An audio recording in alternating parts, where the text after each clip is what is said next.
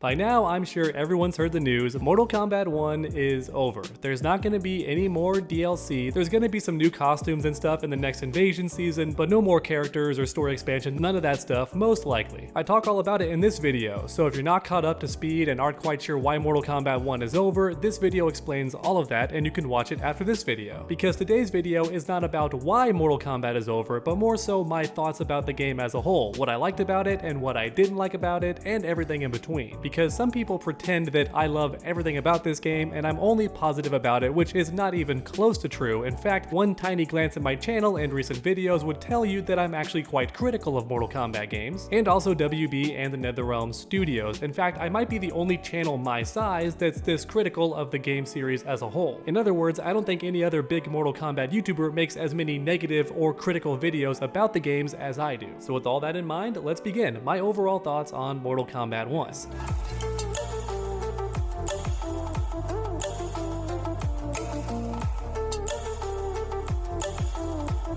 Now fast forward to launch day. Everyone has their hands on the game now and it's immediately a mixed reception. The cameo system is not going over well with a good chunk of players. I wouldn't say a majority of players, at least not yet, and I've actually done polls on this channel before to see if cameos really are hated by a majority of players, and I was shocked to find that no, it turns out that most players do not hate the cameos, but a good chunk of players do, and that's not a positive thing. You don't want a good chunk of players to hate the core aspect of your gameplay. And the game itself was also clearly in an unfinished state. In training mode, frame data was straight up missing for certain characters, some moves were not listed for certain characters, training mode itself was not complete, along with many other aspects of the game. It was clearly rushed. Several things that past Mortal Kombat games had were not in Mortal Kombat 1, like customization slots for your character, there were no public lobbies, none of which is ideal, and for me personally, I fell somewhere in the middle because I was enjoying the new gameplay a lot. I think the cameos were a clever way of changing the variation system because now your character wasn't missing any of their iconic moves. Instead, you could buff them with the cameos to change how they played a little bit. If you wanted to be a zoner, certain cameos supported that. If you wanted to be rushdown, certain cameos were better for that. If you wanted longer combos or wanted to play a bit safer and never be punishable on blocks, certain cameos were good for that. You get the idea. And I prefer that so much more than Mortal Kombat 11 and even Mortal Kombat X, because in those games, your main character would miss out on attacks, and sometimes those moves were iconic, like Sub-Zero's Ice Clone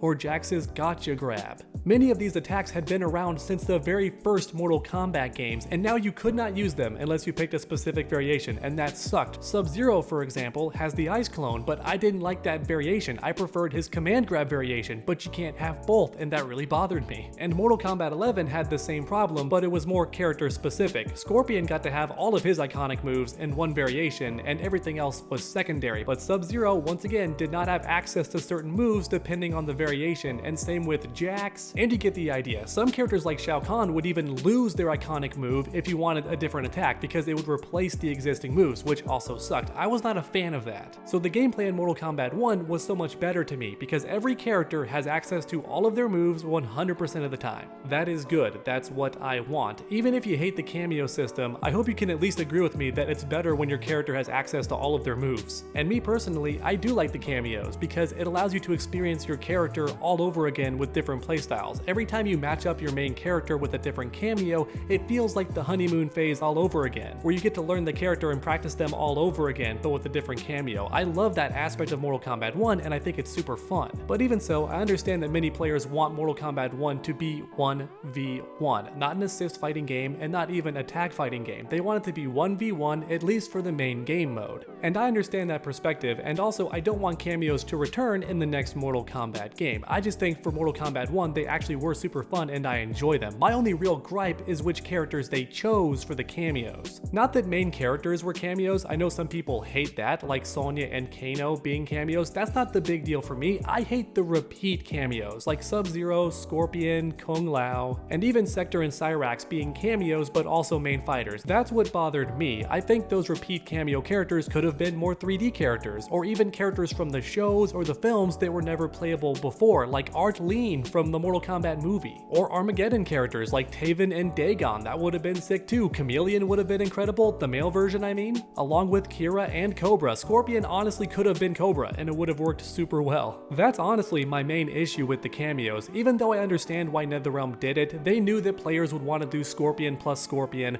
or Scorpion plus Sub-Zero, Sub-Zero plus Scorpion, Cyrax plus Sector. That's why NetherRealm did it, I think. And I understand that angle, but still it feels like a wasted opportunity to repeat several of the characters for cameos when you could have included more characters. Overall, I think that's how I feel about Mortal Kombat 1's gameplay in a nutshell, what I liked about it and what I don't like about it. So next up, let's talk story, because oh boy, I think this might be the biggest gripe that many players have with the game, because Mortal Kombat 1 changed a lot about the existing lore of the series, and I think that's where NetherRealm went wrong. It's okay to change events and what happens to certain characters, and maybe even change the characters' personalities a bit, because maybe they grew up under different circumstances in Liu Kang's timeline. For example, certain good guys could be villains now, and certain villains could be good guys now because their upbringing was different in the new era. I think that would have been fine. The issue is changing other stuff that makes no sense, like biology, for example. How did Liu Kang turn Kuai Liang into Scorpion? Like, how did that happen? How did Liu Kang make Kitana and Mileena biological sisters? How did that happen? Why is he able to do that? Why is Edenia called Outworld now, when in past games they were clearly distinct locations? Why does Chaos Realm not exist anymore, even though Order Realm still exists? What happened to Shinnok, Cetrion? Why are the Elder Gods never even mentioned? Do they even exist in the new timeline? Why is Liu Kang a Titan now? That was not established in Mortal Kombat 11. He was a Keeper of Time, but not a Titan. That's a different being altogether. But in Mortal Kombat 1, suddenly anybody who inherits the Hourglass becomes a Titan. The game straight up says that, which is super confusing, and then you have the multiverse shenanigans, which I've never been a fan of because it lowers the stakes, right? Why should I care if Raiden dies in this timeline when Liu Kang could just pull Raiden from a different timeline? Why does it matter? When you have multiple characters and multiple realities, multiple timelines, it's just hard to take anything seriously because in my mind, it can all be switched by just pulling from a different timeline. Now with that said, at first it didn't bother me in story mode because it all gets set up and then ended at the same time. We learn about the new timelines, they all pick their side, and then just like Armageddon, they all bash each other in the face, and then there's a big epic battle that resolves everything pretty much, right? So now it's just the one main timeline once again, but there could be some other timelines leaking in every now and then. I don't hate that aspect, but again, it's a wasted opportunity because we see the other timelines like Havoc's, but there's not much difference there. Even though it's Chaos Realm, Tanya looks the same, Sector and Cyrax are still women, all the stuff in Liu Kang's timeline seems to carry over into Havoc's with some tiny exceptions here and there, which feels like a waste to me. If you're gonna have a different universe, then make it drastically different. Not just the setting, but the characters too. Have them be drastically different. But NetherRealm didn't really do that, and overall it feels like the multiverse shenanigans were existing just to make invasions a thing. It allowed for a new villain each season without having to explain how that villain came from the new era. Instead, they just came from a different reality. So NetherRealm could pretty much do whatever they wanted each season with a brand new villain and be like, yeah, Liu Kang's evil in this new invasion season because why not? It really does feel like the multiverse stuff was done just for invasion mode, to make sure they always had a new villain idea without having to think too hard about it. And speaking of invasions, I suppose now's a good time to talk about that because it might be the most divisive mode in the entire game. I think almost everybody would agree that invasions at the very least was not fully realized, right? Even if you're being as nice as possible, you have to say,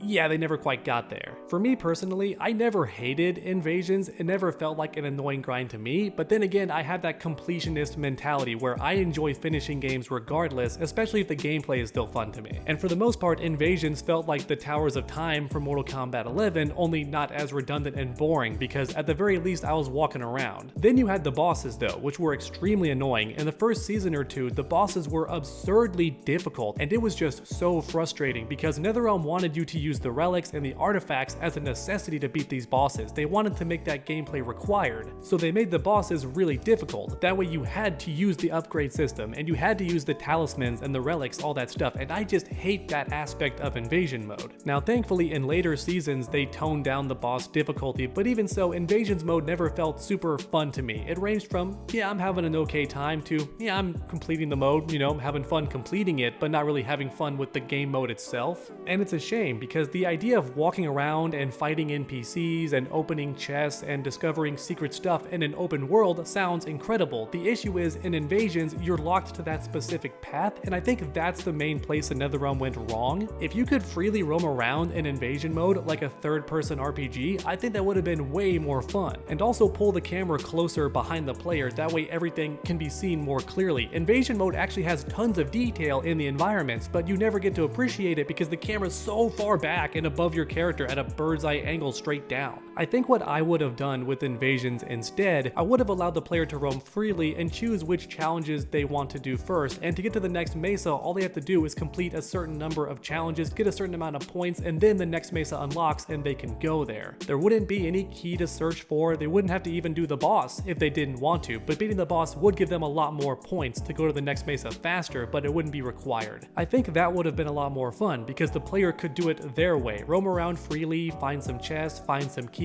or fight the bosses, challenge themselves, do the towers. The player themselves would decide how they want to do the invasion mode, in other words. I think that would be way better, and they could actually appreciate the environments and stuff because the camera would be lower, they could walk around freely, all that awesome stuff. I don't want this video to be 30 minutes long, so I'm trying to avoid rambling, but one more thing that bothers me is how much content is still in the game but not available to us, the players, yet. For example, we see several costumes in story mode that the characters are wearing, but we just aren't able to wear them yet for some reason, like Johnny Cage wearing the festival outfit, and also Ermac wearing his Order of Light outfit. We don't have access to that either, but we see it in story mode. There's still a good number of costumes that the players don't have access to, even though they're clearly in the game, so that bothers me, number one. But then we have the extra attacks. The invasion bosses have certain attacks that players are not able to use unless they have certain relics or items in invasion mode. Then you can use the moves sometimes, but not always, which is also a huge issue to me. If Mortal Kombat 1 does get one final update in the future, please give us access to all of those moves. Even if it makes the characters a bit unbalanced, I think it's fair to give players access to those moves, so maybe make a different game mode that's not in Ranked or Combat League where we can use all those extra moves. That would be awesome. Alright, my camera battery is dying, it's time to wrap this up, so in conclusion,